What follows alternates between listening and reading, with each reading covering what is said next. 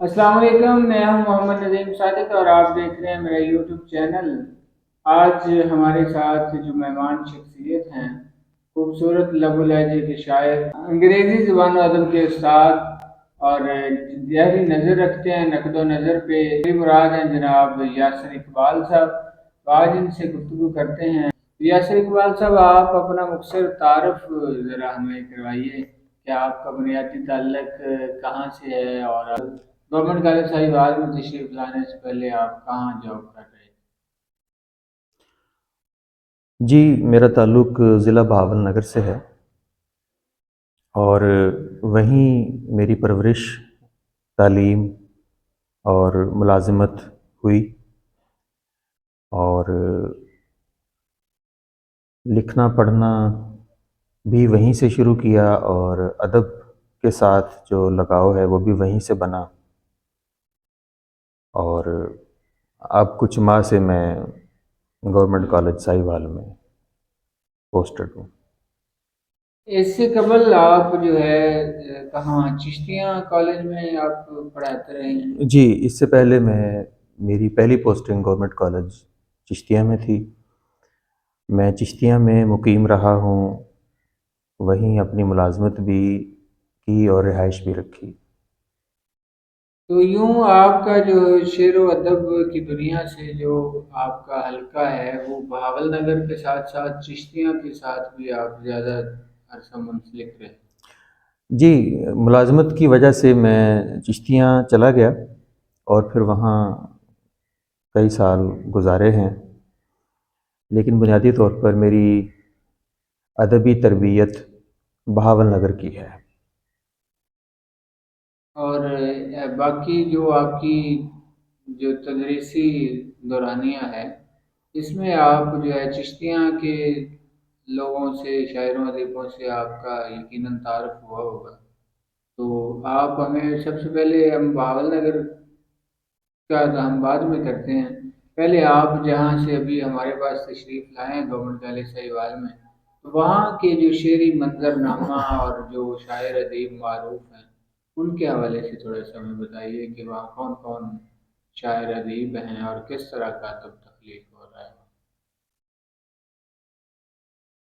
چشتیاں اس حد تک زرخیز ہے کہ کچھ ایسی ادبی شخصیات بھی ہیں جو قومی منظرنامے پر بھی ہیں، مثلا سعد اللہ شاہ کا تعلق چشتیاں سے ہے۔ بحثیت مجموعی دیکھا جائے تو چشتیاں میں کچھ تنظیمیں کام کر رہی ہیں، لیکن زیادہ تر تنظیموں کا مقصد پروگرام، مشاعرے وغیرہ کروانا ہے۔ ایک تنظیم وہاں کام کر رہی ہے بستان کے نام سے، وہ باقاعدہ ادبی تنقیدی نشستیں منعقد کرتی ہے، اور اب یہ رجحان چشتیاں میں بہت بڑھ گیا ہے کہ ہفتہ وار تنقیدی نشست ایک تربیت گاہ بن گئی ہے، اور وہاں نئے جو لکھنے والے ہیں انہیں بھی موقع مل رہا ہے سیکھنے کا۔ آپ بھی اسی سے وابستہ رہے؟ جی، میں بستان سے وابستہ رہا ہوں، اور میں نے جتنا عرصہ چشتیاں گزارا ہے میں بستان کے جو اجلاس ہیں میں ان کا حصہ رہا ہوں، اور گورنمنٹ کالج میں بھی جو طلباء طالبات ادب سے دلچسپی رکھتے تھے، میری کوشش رہی ہے کہ میں جتنا ان کے ساتھ مشاورت کر سکوں، جتنا ان کی رہنمائی اگر کر سکتا ہوا تو کر سکوں، کوشش کی ہے۔ کچھ ایسے دو چار نام جو نوجوانوں میں، جو آپ طالب علموں میں آپ نے دیکھے کہ جو ابھی شعر کہہ رہے ہیں اور آپ سمجھتے ہیں کہ وہ جو ہے مستقبل میں ایک اچھے جو ہے اپنا تعارف قائم کر سکتے ہیں، ان کے کوئی دو چار کے نام آپ؟ جی، پہلے تو میں بستان کے حوالے سے بات کروں گا کہ بستان میں پچھلے سالوں میں نئے لکھنے والوں کا اضافہ ہوا ہے۔ پہلے سے موجود ارکان وحید الرحمن نابک، راشد الطاف بخاری، واجد الطاف بخاری، عبد الغفار ناز، محمود آسی، یہ نمایاں نام ہیں، اور بھی نام ہیں۔ ان میں پھر مامون الرشید خان، وسیم عباس، صہیب امین، ان ناموں کا اضافہ ہوا ہے، اور یہ عمدہ غزل کہہ رہے ہیں۔ طلباء و طالبات میں بی ایس کے طلباء میں عبداللہ باجوہ، طالبات میں اقرا یوسف نمایاں نام ہیں، اور بھی طلباء ہیں، مبشر علی ہے، مدثر علی ہے۔ جی، میں نے فیس بک پہ میں ایک دن دیکھ رہا تھا تو آپ کی تصاویر تھی اپنے اسٹوڈنٹس کے ساتھ، اس میں اقرا یوسف تھیں غالباً، اور دوسرے کچھ اسٹوڈنٹس تھے۔ تو وہاں جو ہے یہ جو بستان آپ کی ادبی تنظیم ہے، یہ کالج سے منسلک تھی یا کالج سے الگ یہ آزادانہ طور پہ کام کر رہی ہے شہر؟ بستان دراصل بہت پرانی تنظیم ہے، 90 کی دہائی سے کام کر رہی ہے میری معلومات کے مطابق، لیکن اس میں تنقیدی اجلاس کی سرگرمی نہیں تھی شامل، کسی زمانے میں ہوا کرتی تھی اور پھر تعطل کا شکار تھی۔ تو ہم نے دوبارہ سے بحال بھی کیا اور ایک نیا سلسلہ شروع کیا تنقیدی نشستوں کا۔ تو اس میں پھر ہمارے پاس بہت سے شاعر آئے ہیں جو پہلے حصہ نہیں تھے۔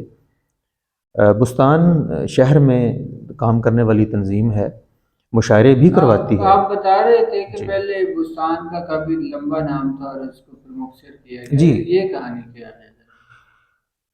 بستان کا نام حلقہ بستان ادب تھا، تو یہ چلتا آ رہا تھا۔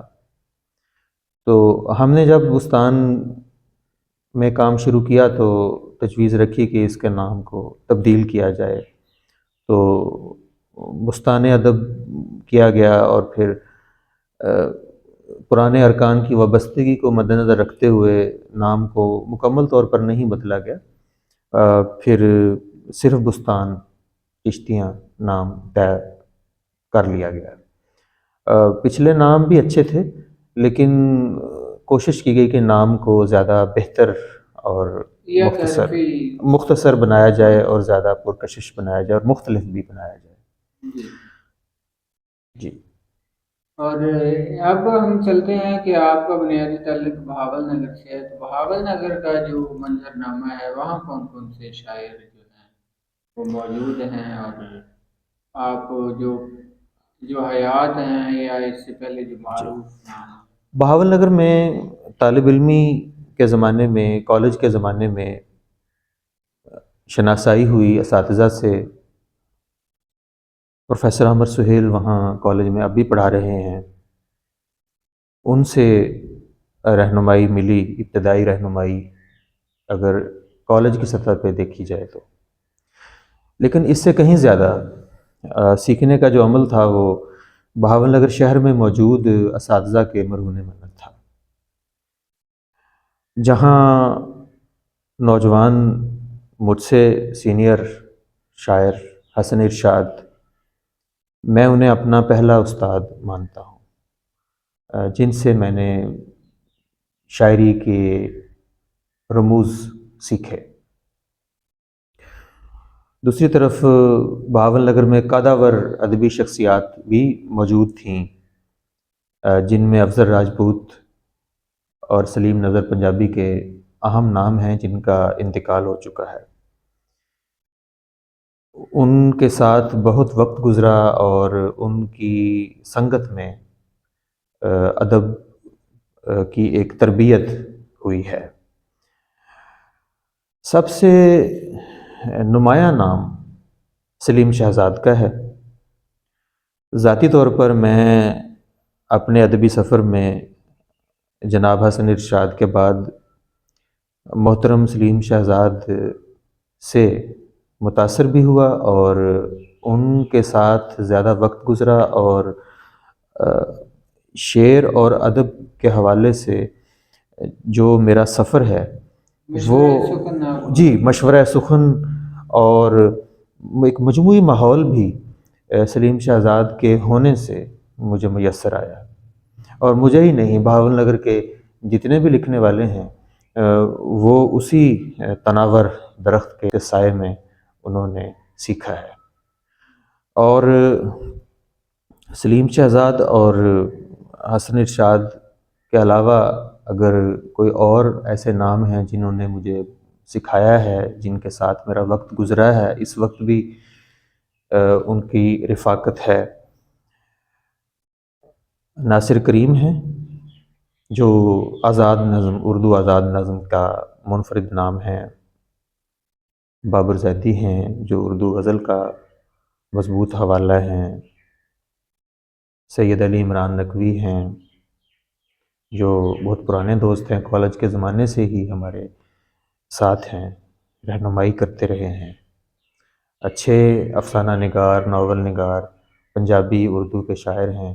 ان کی بھی کتابوں کا خیر کیونکہ ذکر نہیں چل رہا تو وہ تو ایک الگ معاملہ ہے، بہت سے شاعر ہیں جن کی کتابیں اگلا آ سوال چکی میں ہیں۔ یہی آپ سے جی کرنے لگا تھا کہ زیادہ تر آپ جو نام لے رہے ہیں وہ میرا خیال ہے شعراء کا ہی ذکر ہوا ہے، میں اسی طرف آنے لگا تھا کہ شاعروں کے علاوہ کوئی باقی دیگر اصناف سخن جو ہیں، افسانہ، ناول یا کوئی اور بھی وہاں جی بالکل، جو اصناف۔ افسانے میں، اردو افسانے میں نجم الدین احمد اہم نام ہیں، نمایاں ہیں قومی سطح پہ، مترجم بھی ہیں، افسانہ نگار، ناول نگار بھی ہیں، بہت سی کتابیں لکھ چکے ہیں۔ اور ایک نوجوان ہمارے دوست تھے حامد الرحمن ناصر، اس وقت عدلیہ میں ہیں، تو مصروفیات کی وجہ سے وہ ان سے رابطہ کم ہو گیا ہے، وہ بھی ابھرتے ہوئے افسانہ نگار تھے اور چند افسانے ان کے قومی رسالوں میں شائع بھی ہوئے تھے۔ اس کے علاوہ پنجابی افسانے کی بات کی جائے تو افضل راجپوت مرحوم پنجابی افسانے کا بہاول نگر میں نمایاں ترین نام ہے، ان کی پنجابی افسانے کی کتاب 2 منٹاں دی گل موجود ہے۔ باقی شعری مجموعوں کی ابھی بات نہیں ہو رہی، تو وہ بھی بہت دوست ہیں جن کے شائع ہو چشتیاں چکے ہیں۔ میں بھی کوئی نثر تخلیق ہوگی، افسانوی نثر یا اس کے علاوہ دیگر؟ چشتیاں میں مشکل ہے افسانے کے حوالے سے لکھاری ڈھونڈنا۔ یوں ضرور ہے کہ بستان کے دوستوں نے، کچھ دوستوں نے افسانے پر طبع آزمائی کی ہے اور وہ نشستوں میں پیش بھی کیے ہیں، لیکن باقاعدہ افسانہ نگار یا ناول نگار چشتیاں میں نہیں موجود۔ چشتیاں میں ایک چھوٹا سا شہر ہے، تحصیل ہے، تو وہاں کا ماحول اور تربیت ابھی سطح پہ ہے کہ وہاں پہ شاعری کے حوالے سے ہمیں جیسے بالعموم ہر شہر میں رجحان ہے، شاعری میں لوگ زیادہ ہوتے ہیں، تو چشتیاں میں بھی شاعری میں کام کرنے والے لوگ زیادہ ہیں۔ تو بہاول نگر، چشتیاں اور ظاہر ہے منچن آباد سے بھی آپ کا تعلق ہوگا، وہاں آفتاب نواب آپ جانتے ہیں، ایک معروف نام ہے، تو وہ تو آپ کے ہم عصروں میں ہی آتے ہیں، تو آفتاب نواب ہاں مصروں میں ہی ہیں، لیکن لکھنے میں ہمارے بعد آئے ہیں، بہت بعد آئے ہیں، بہت بعد میں آئے ہیں۔ آفتاب نواب صاحب جس وقت میں کالج میں آیا تھا بطور استاد، اس وقت وہ وہاں طالب علم تھے۔ اب پھر وہ تعلیم مکمل کر کے اور تدریس کے شعبے سے وہ وابستہ ہوئے ہیں، اردو تو وہ زبان ادب کے جی استاد ہیں۔ جی اردو زبان و ادب کے استاد ہیں، اور وہ میرے ساتھ چشتیاں کالج میں پھر تعینات ہوئے تھے، اور میرے ساتھ کالج میں انہوں نے پڑھایا بھی ہے، اور دوستی بھی مزید بہتر ہوئی، اور ہماری رفاقت چشتیاں میں رہی ہے ایک عرصہ تک، اور بستان کا حصہ بھی بنے آفتاب نواب، اور آج بھی وہاں ہونے والی جو ادبی محفلیں ہیں ان میں ہم گاہے گاہے شریک ہوتے رہتے ہیں۔ اچھا، میں آپ سے ایک سوال یہ کرنا چاہوں گا، ہم نے آپ کا کلام سن رکھا ہے، آپ کو سننے کا اتفاق ہوا ہے، تو آپ کی غزل جو ہے میں سمجھتا ہوں کہ بڑا ایک نیا رنگ ہے اور نئے انداز میں آپ غزل کہہ رہے ہیں، جس کے تو یہ اس کی کوئی خاص آپ نے جو ہے ایک شعوری طور پہ آپ نے کوشش کیا ہے کہ ایک منفرد آپ لب و لہجہ اختیار کیا جائے اور ایک نئے رنگ میں کلام کہا جائے؟ دیکھیں، تخلیقی عمل ایک حد تک شعوری بھی ہوتا ہے، اور بہاول نگر میں رہتے ہوئے مجھے ایسا ماحول میسر آیا جہاں لکھنے والے جو اساتذہ تھے وہ، آپ واقف ہوں گے کہ انہوں نے نظم یا غزل جو بھی لکھا، انہوں نے اس میں نیا کام کیا، نیا لب و لہجہ بنایا، اور وہ قومی سطح پر بھی اثر انداز ہوئے۔ تو ان کی تربیت میں، ان کی سنگت میں رہتے ہوئے مجھ پہ بھی یہ اثر ہونا ہی تھا، اور اس کے ساتھ ساتھ میں انگریزی ادب کا طالب علم بھی تھا اور ہوں بھی، اور اب پڑھاتا بھی ہوں۔ تو انگریزی ادب کا بڑا ہاتھ ہے اس لب و لہجے کو تشکیل دینے میں، یا اس لب و لہجے کے تشکیل پانے میں انگریزی ادب کا بہت یقیناً ہاتھ ہے۔ ادب جو ہے وہ جتنی زبانوں کا ادب ہے، وہ آپ کا جو ایک وسعت آتی ہے آپ کے نظریات میں اور آپ کے تخیلات میں، یقیناً جتنے بھی آپ جو ہے دیگر زبانوں کے ادب سے اگر آشنا ہیں تو اس کا بہت فائدہ ہوتا ہے تخلیقی عمل کے اندر۔ لیکن میں نے دیکھا ہے کہ آپ کی جو شاعری ہے اس کے اندر کچھ مقامی الفاظ بھی پائے جاتے ہیں، تو اس کے پیچھے کیا آپ دیکھتے ہیں کہ اس کے پیچھے کیا بات ہے؟ دیکھیں، شاعری کی زبان زمانے کے ساتھ ساتھ بدلتی ہے، اور شاعر بھی اپنی طبع کے مطابق اپنی شعری لغت اختیار کرتا ہے۔ تو میرا رجحان اس طرح کا ہے کہ آپ بدلتے ہوئے وقت کے ساتھ ساتھ کوشش کی ہے کہ ایسی زبان اختیار کی جائے جو عربیت اور فارسیت سے تھوڑا باہر آئے۔ تو مقامی الفاظ بھی حیثیت رکھتے ہیں، اور میں سمجھتا ہوں کہ وہ زیادہ حیثیت رکھتے ہیں اور معنویت رکھتے ہیں، اور لفظ تو کوئی بھی استعمال پر منحصر ہے، وہ بامانی بھی ہو جاتا ہے اور استعارہ بھی بن جاتا ہے۔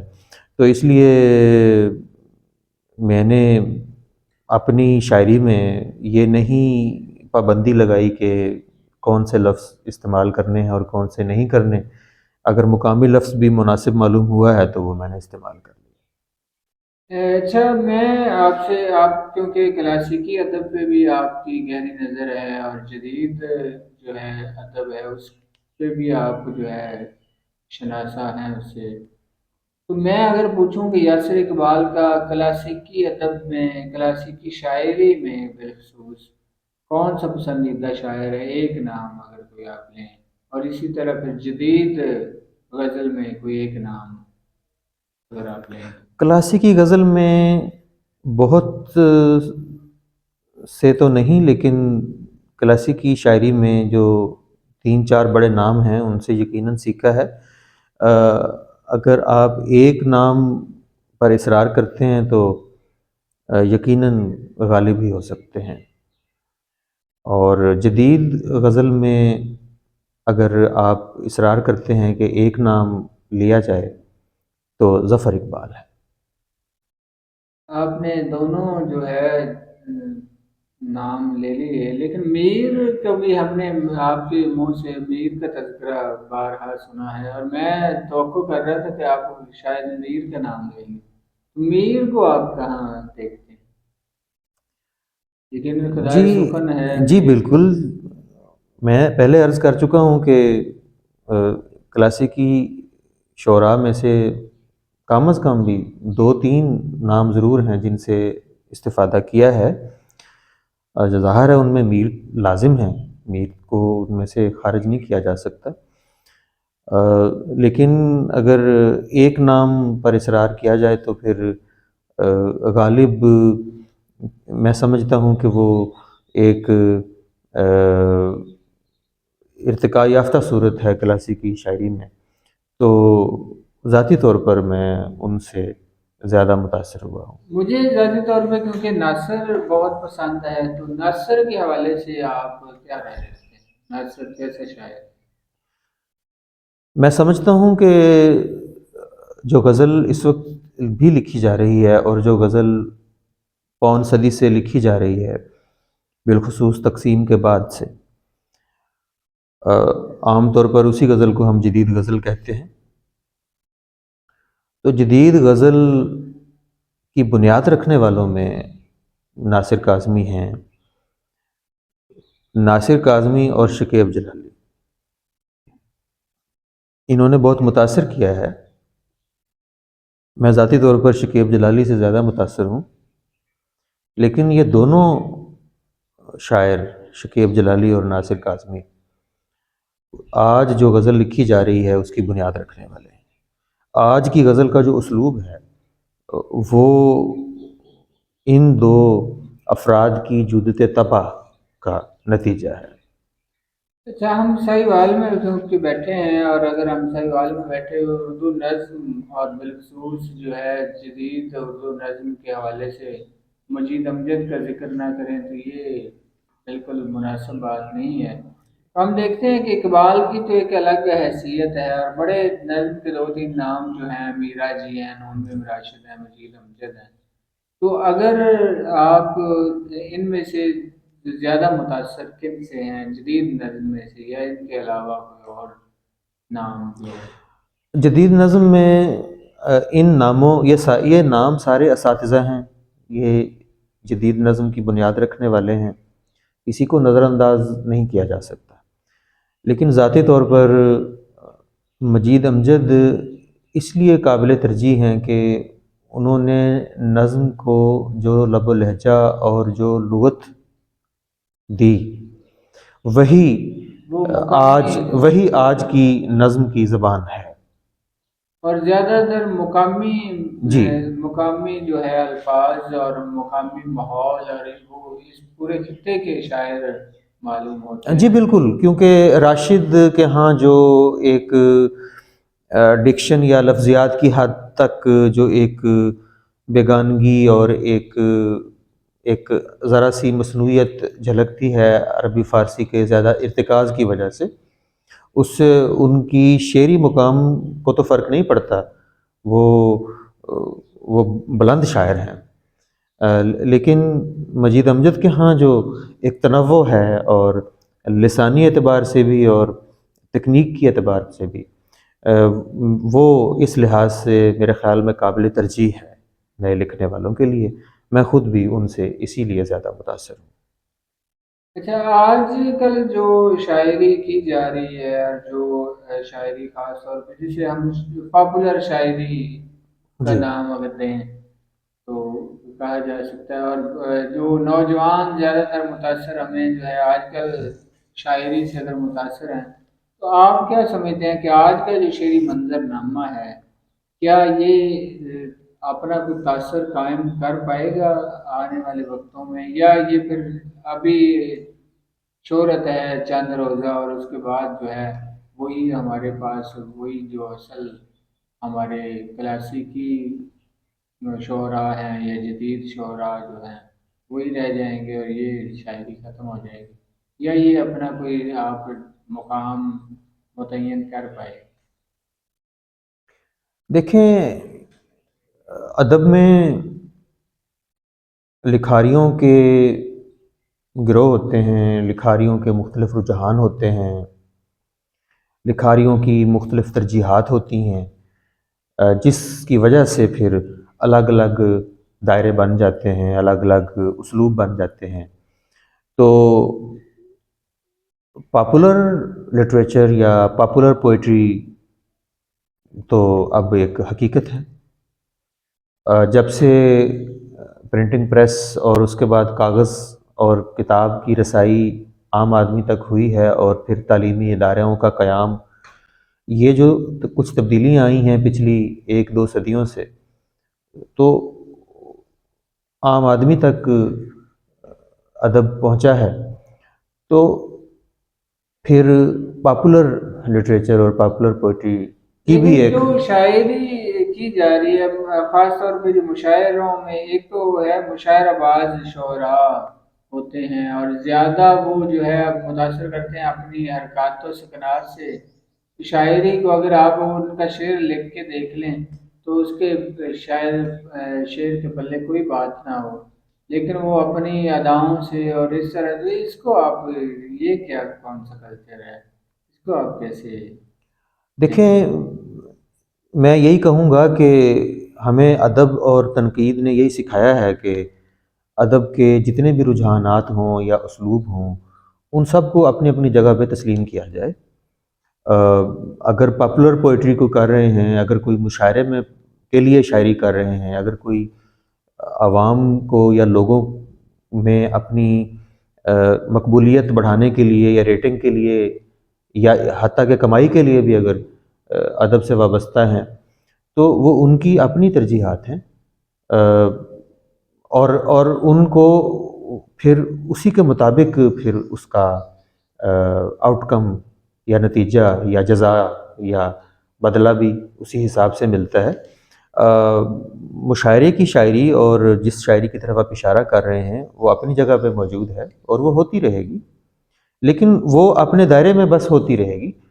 یوں نہیں ہو سکتا کہ وہ سنجیدہ شاعری کے مقام تک آ سکے. آپ زیادہ مشاعروں کے شوقین تو نہیں ہیں اور نہ ہی میں آپ کو بلکہ آپ تو مشاعروں کے خلاف ہیں. ہم بھی کبھی اگر سہیوال میں ہلکر باب ذوق کے پلیٹ فارم سے آپ سے خواہش کرتے ہیں کہ ہم مشاعرہ رکھنا چاہتے ہیں تو آپ کہتے ہیں تنقیدی اجلاس رکھیں، مشاعرہ نہ رکھیں. تو آخر پہ ہم نے آپ سے شاعری بھی سننی ہے، آپ کا کلام بھی سنیں گے. تو یہ مجھے یہ بتائیں کہ آپ مشاعروں کے جو ہے اس حد تک خلاف کیوں؟ آپ چاہتے ہیں کہ تنقیدی اجلاس زیادہ ہوں، تو ہم یہ بھی چاہتے ہیں کہ ساتھ ساتھ مشاعرے بھی ہوں تو زیادہ اس میں بھی سیکھنے کا کیا عمل نہیں ہوتا؟ تنقیدی اجلاس میں یقیناً تربیت ہوتی ہے نئے نوجوانوں کی، نئے لکھنے والوں کی، لیکن مشاعروں میں کیا سیکھنے کا عمل نہیں ہوتا؟ جی، مشاعرہ بھی سیکھنے کا ایک عمل ہے بالکل. خاص طور پر اس طرح سے کہ جب ہم نے لکھا ہے تو پھر عوام، عام جو لوگ ہیں، سامعین ہیں، جن کا ادب سے تعلق نہیں بھی ہے، ان کے سامنے پیش کیا جائے. اس کی اہمیت سے انکار نہیں ہے. ذاتی طور پر میں سمجھتا ہوں کہ ہر سرگرمی کی اپنی ایک جگہ ہے، اپنی ایک اہمیت ہے. تو ہم سال میں ایک دو مشاعرے خود بھی منعقد کرواتے رہے ہیں. جس تنظیم سے وابستہ رہا ہوں وہاں بھی آج بھی ہم منعقد کرواتے ہیں. تو مشاعرے کا انعقاد اس کی ایک اپنی اہمیت ہے، اس سے انکار نہیں. یہ تاثر نہیں جانا چاہیے کہ میں مشاعروں کے خلاف ہوں. یہ ضرور ہے کہ میں تنقیدی نشست کو زیادہ مشاعرے ترجیح دیتا ہوں. یعنی تنقیدی نشست ہی وہ جگہ ہے جو جہاں سے ہم سیکھتے ہیں. میں نے بھی اب تک وہیں سے سیکھا ہے اور میرے اساتذہ نے بھی وہیں سے سیکھا، اور ایک پورا سلسلہ ہمیں نظر آتا ہے. ادبی بیٹھکیں، سنگت یا ادبی نشست، چاہے وہ رسمی ہو یا غیر رسمی ہو، وہ ہمیں نکھارتی ہے. تو میری ترجیح تنقیدی نشست ہے. اور مشاعرہ، تنقیدی نشست ہفتہ وار ہوتی ہے، ایک سلسلہ ہوتا ہے جس میں ہم باقاعدہ لکھتے پڑھتے ہیں، اور وہیں سے اس تنقید کی بھی بنیاد پڑتی ہے جس کو ہم مجلسی تنقید کہتے ہیں. تو یہ ایک سلسلہ ہے. یہ ہمیں سیکھنے سکھانے کے لیے ہمارے لیے یہ ضروری ہے. مشاعرہ اسی کا ایک اظہار ہے کہ ہم یہاں سے سیکھیں اور پھر مشاعرہ منعقد کریں، اور پھر مشاعرے میں پھر ہمارے نوجوان اور ہم اور ہمارے جو سینئر ہیں وہ پھر اپنے لکھے کو وہاں پیش کریں.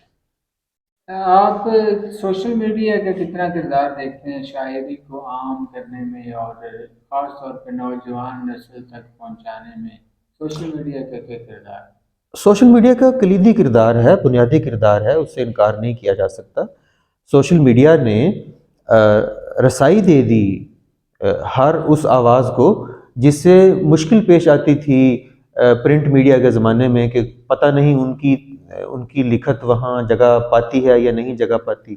تو اس تو سے ہم کتاب سے کیا دور نہیں ہو گئے؟ سوشل میڈیا کی آنے سے ہم جو ہے موجودہ شعراء سے تو نوجوان متاثر ہیں، لیکن جو کلاسیکی ادب یا اس سے اور کتاب سے دور ہو گئے، اس کو کس طرح متاثر کیا ہے سوشل میڈیا؟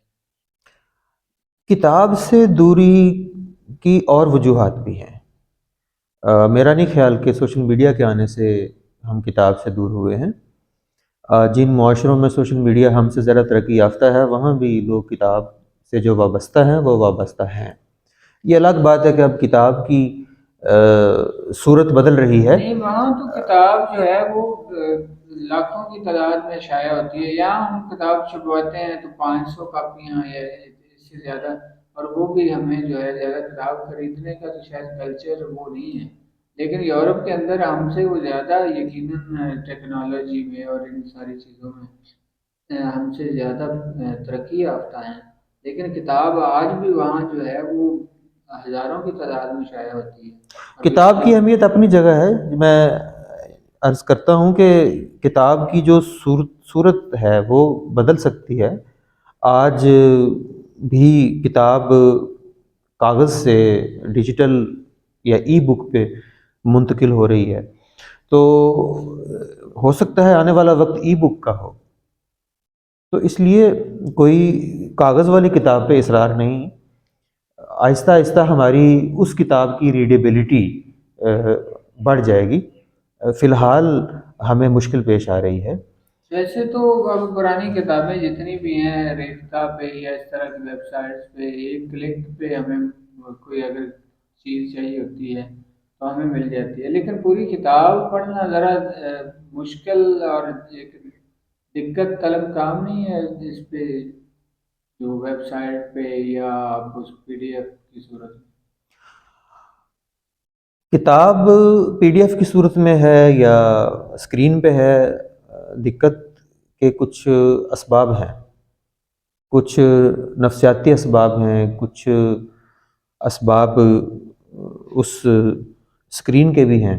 مثال کے طور پہ آپ موبائل فون کی سیل فون کی اسکرین سے کتاب پڑھیں گے یا لیپ ٹاپ کی اسکرین سے کتاب پڑھیں گے تو لیپ ٹاپ کی اسکرین سے کتاب پڑھتے ہوئے آپ کو ایک مخصوص نشست میں بیٹھنا پڑے گا جو تھکا دینے والی ہوگی.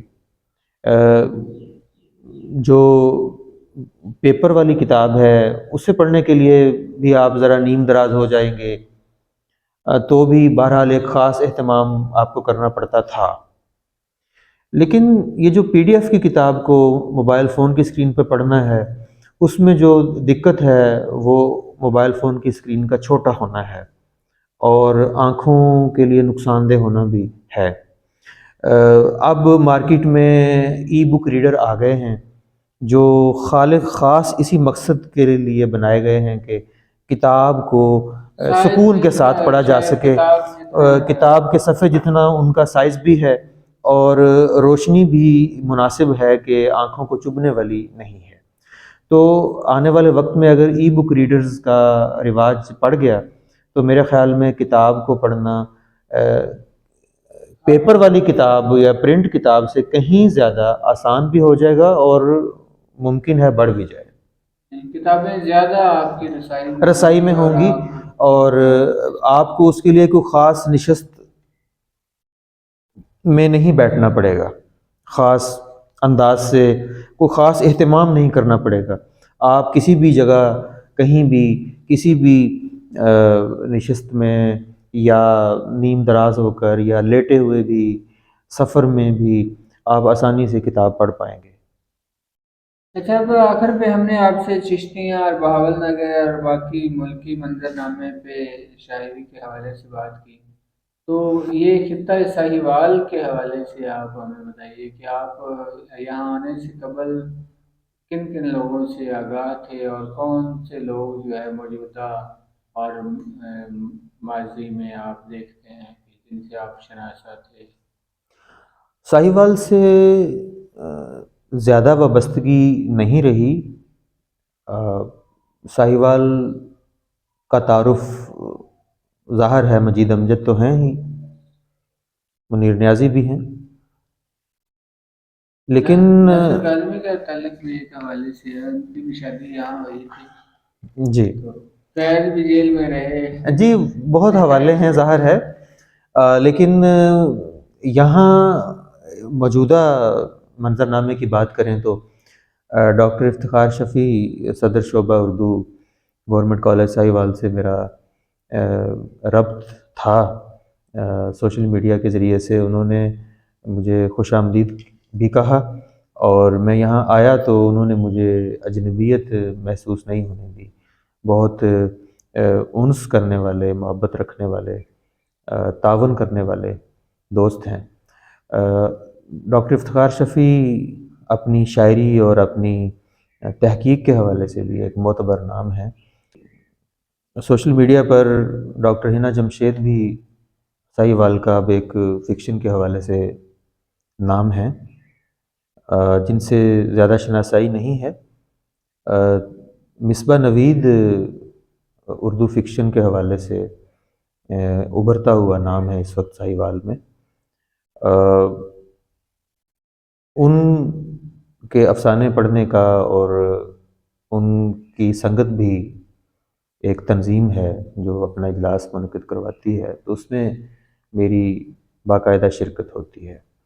حلقہ بابا ذوق ساہیوال سے تو ظاہر ہے میں آتے ہی اس کا حصہ بن گیا تھا۔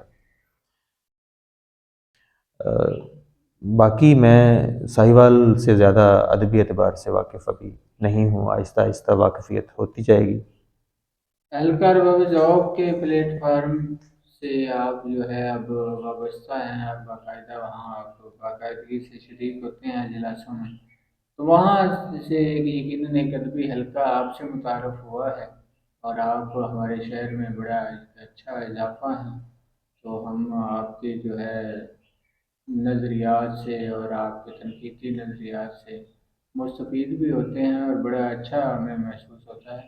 اب آخر میں میں چاہوں گا کہ آپ ہمیں اپنا کلام عنایت کریں، کوئی جو آپ پسند کریں۔ جی، تو آپ کو اپنی کوئی غزل سناتا ہوں۔ یہ غزل پیش خدمت ہے۔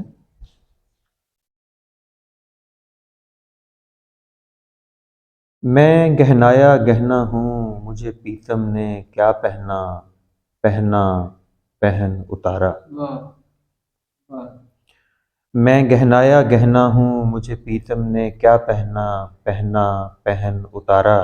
واہ پھر اس خوابوں جیسے جھوٹے بدن پر میری جگہ کوئی اور ہوا لشکارا۔ واہ میں بن بر کا لتا ہوں، سہنے کی بیری نے ہی سنبھالا اور ہنڈایا۔ مجھے کسی نے سر پہ لپیٹا اور نہ کسی نے چادر کر کے پاؤں پسارا۔ واہ بہت میں ایک دسترخوان کی چٹنی ہوں، میں 100 سیجوں والی نٹنی نہیں ہوں۔ واہ کس کٹنی نے میرے چٹور کے منہ کو لگایا پرائے چولہے کا چٹخارا۔ واہ کیا بات، میں ٹہنی ناٹے ہاتھوں میں بس کھیل کھیل میں جھول جھول کے مرجھائی۔ واہ میں اب کس چڑیا کی چہک اٹھاؤں، میں اب کون ہوا سے کھاؤں ہلارا۔ واہ کیا جدت ہے جی، کیا شکریہ۔